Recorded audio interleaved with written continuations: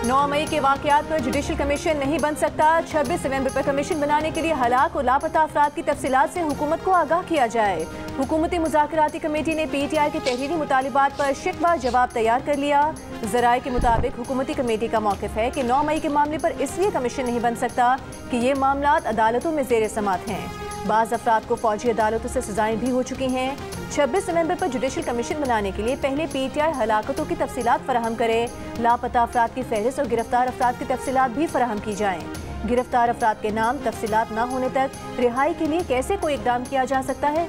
ज़राए का कहना है कि हुकूमती कमेटी आइंदा चंद दिनों में स्पीकर कौमी असम्बली को अपने तहरीरी जवाब पेश करेगी। स्पीकर हुकूमती जवाब मौसूल होने पर मुज़ाकरात की चौथी नशिस्त का फैसला करेंगे।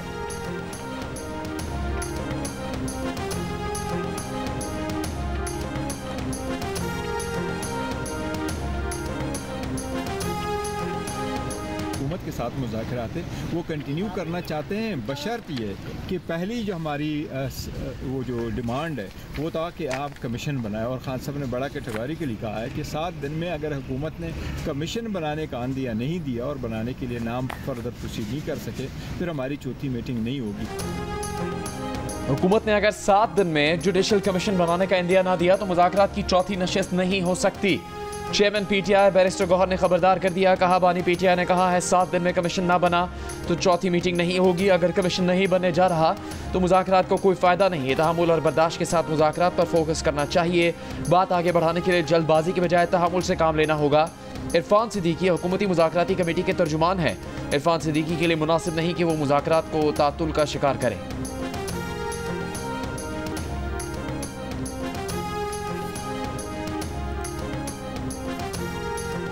जुडिशल कमीशन के बारे में कोई फैसला अभी हमने नहीं किया। 7 जमातें अपना अपना मौक़िफ़ लेके 2-3 दिनों में जमा होंगी, फिर हम देखेंगे कि कौन क्या कह रहा है। उसके बाद एक कंसेंसस के साथ एक मौक़िफ़ बनेगा जो हम आपसे भी शेयर करेंगे, सबसे पहले उनसे शेयर करेंगे। तो सो फार इस तरह की कोई एक्सरसाइज हुई नहीं है।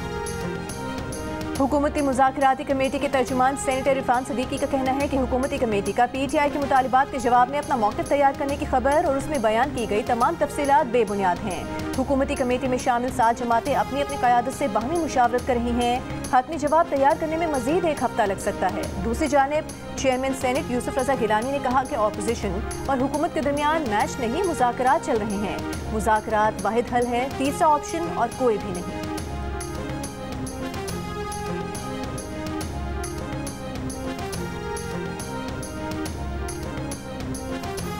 गवादर इंटरनेशनल एयरपोर्ट ऑपरेशनल हो गया। कराची से पहली परवाज़ की गवादर लैंडिंग, वाटर सैल्यूट दिया गया। वज़ीर आज़म का इज़हार इत्मीनान, चीनी क़यादत और चीनी हुकूमत का शुक्रिया अदा किया। कहा गवादर को मशरिक़ वस्ती और खलीजी ममालिक में अहम राबता बनाने का संग मील अबूर कर लिया। ये काम CPEC से पाकिस्तान और ख़त्ते की तरक्की के ख्वाब को शर्मिंदा ताबीर करेगा। सदर चीन शी जिनपिंग और नवाज शरीफ का आज़म बज़रिए CPEC ख़त्ते की तरक्की था। आज इस मुश्तरका अज़्म की तकमील के मज़ीद करीब पहुँच गए हैं। गवादर पहली परवाज़ से पहुँचने वाले मुसाफिरों का वज़ीर दिफ़ा ख्वाजा आसिफ, गवर्नर और वज़ीर आला बलूचिस्तान ने इस्तकबाल किया। 4300 एकड़ पर फैला गवादर एयरपोर्ट रकबे के लिहाज से पाकिस्तान का सबसे बड़ा एयरपोर्ट है। आपने 4 साल में एक पत्थर उठा के इधर से उधर ना रखा हो तो आप 4 साल का इख्तिताम कैसे करते हैं? वो चोर है, वो खा गया है, उसको पकड़ लो, उसको घसीटो, आग लगा दो, सर तोड़ दो, फिर आप ये करते हैं। सच तस्मे बांध रहा होता है, झूठ पूरी दुनिया का चक्कर लगा के आ जाता है। तो बच्चे इनके वर्गलाने में आ गए पहले, मुझे तकलीफ है। आज वो कहाँ पड़े?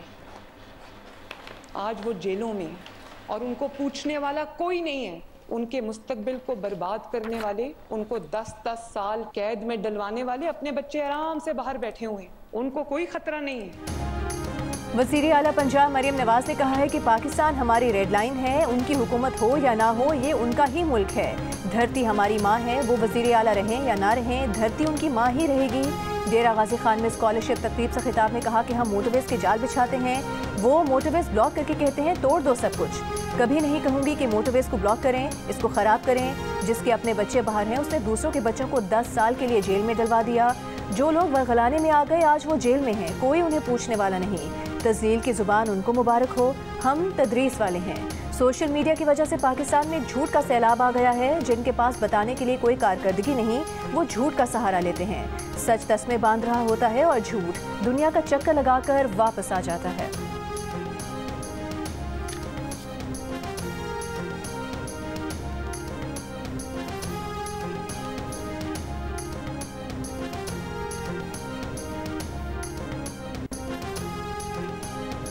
बानी पीटीआई की बहन अलीमा खान का कहना है कि बानी पीटीआई ने 190 मिलियन पाउंड केस के फैसले पर रद्द-ए-अमल देते हुए कहा कि इस फैसले से पता चल गया कि सियासी इंतकाम के लिए अदलिया को इस्तेमाल किया जाता है।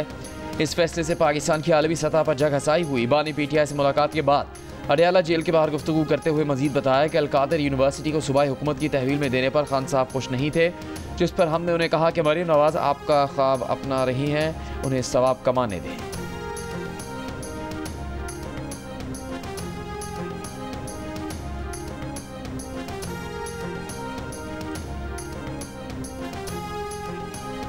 विफाकी वज़ीर इत्तलात अता तारक का 8 फरवरी को यौम तामीर व तरक्की के तौर पर मनाने का ऐलान। इस्लामाबाद में जंग ग्रुप के ज़ेर एहतमाम क्रिकेट लीग की इख्तितामी तकरीब के मौके पर खिताब में अता तारक ने कहा कि मईशत के हवाले से अच्छी खबरें आ रही हैं, माशी इस्तेहकाम आ रहा है, सियासी इस्तेहकाम के लिए मुज़ाकरात कर रहे हैं, हमारे मैदानों की रौनकें बहाल हो रही हैं। चैंपियंस ट्रॉफी का पाकिस्तान में होना खुशाइंद है। चैंपियंस ट्रॉफी में बेहतरीन टीम्स पाकिस्तान आ रही हैं। चैंपियंस ट्रॉफी में पाकिस्तानी शायकीन को बेहतरीन क्रिकेट देखने को मिलेगी।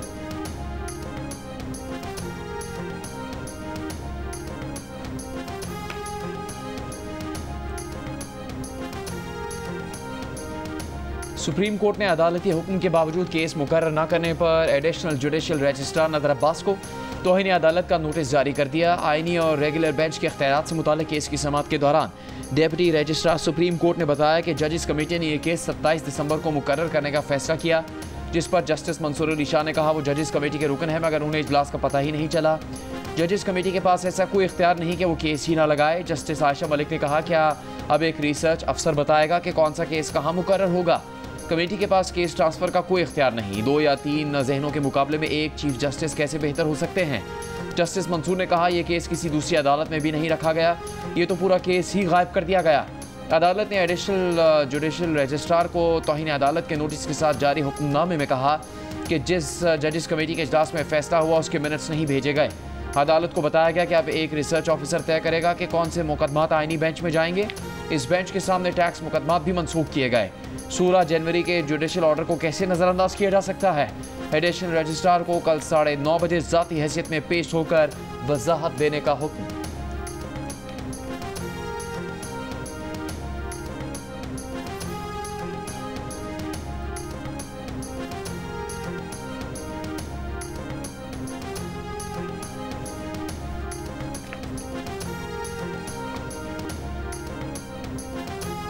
सुप्रीम कोर्ट का सिविल मैजिस्ट्रेट को पीटीआई के एमएनए आदिल बाज़ाई की शहबाज शरीफ के खिलाफ दरखास्त का जल्द फैसला करने का हुक्म। जस्टिस मंसूर अली शाह ने आदिल बाज़ाई केस के तफसीली फैसले में कहा कि आदिल बाज़ाई ने हलफनामे से मुतालिक सदर नून लीग शहबाज शरीफ पर इल्ज़ाम लगाए हैं, जो इस वक्त वज़ीर आज़म हैं। जिस सिविल मैजिस्ट्रेट के सामने मामला ज़ेरे इल्तवा है वो जल्द इसका फैसला करे। पार्टी डिक्लेरेशन का तनाज़ा सिविल कोर्ट तय करेगी, इलेक्शन कमीशन तय नहीं कर सकता। जस्टिस आयशा मलिक ने अपने इजाफी नोट में कहा कि केस के हक़ाइक़ बताते हैं कि इलेक्शन कमीशन आईनी जिम्मेदारी निभाने में नाकाम रहा। इलेक्शन कमीशन ने सदर नून लीग की बात को किसी जांच पड़ताल के बगैर कबूल किया और आदिल बाज़ाई के पेश करदा किसी सबूत को देखा तक नहीं। जस्टिस आयशा मलिक ने कहा कि इलेक्शन कमीशन ने एक सियासी जमात के हक में अपना झुकाव जाहिर किया। इंतखाबी अमल के लिए इलेक्शन कमीशन की आज़ादी की हैसियत बुनियादी है, बसूरत दीगर जमहूरियत की बुनियाद मुतज़लज़ल हो जाती है। इलेक्शन कमीशन की हुकूमत के हक में झुकाव से सियासी निज़ाम की कानूनी हैसियत मुतासिर होगी।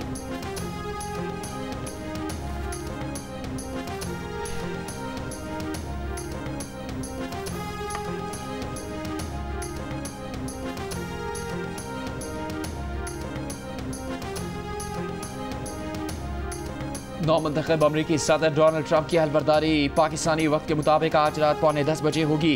वाशिंगटन डीसी में शदीद सर्दी के बायस 40 साल बाद हलबरदारी की तकरीब इंडोर होगी।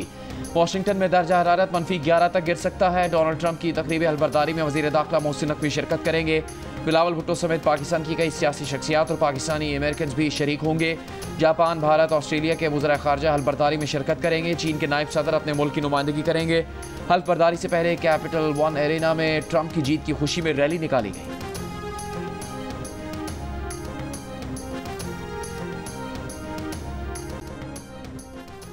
पोस्टमार्टम रिपोर्ट में 7 साला बच्चे सारिम से ज़्यादती की तस्दीक। पुलिस के मुताबिक सारिम को 5 रोज़ पहले कत्ल करके लाश टैंक में फेंकी गई। गर्दन की हड्डी टूटी हुई थी, गला दबाकर कत्ल किया गया। शक की बुनियाद पर गिरफ्तार बच्चे के करीबी रिश्तेदार का DNA करवाया जा रहा है।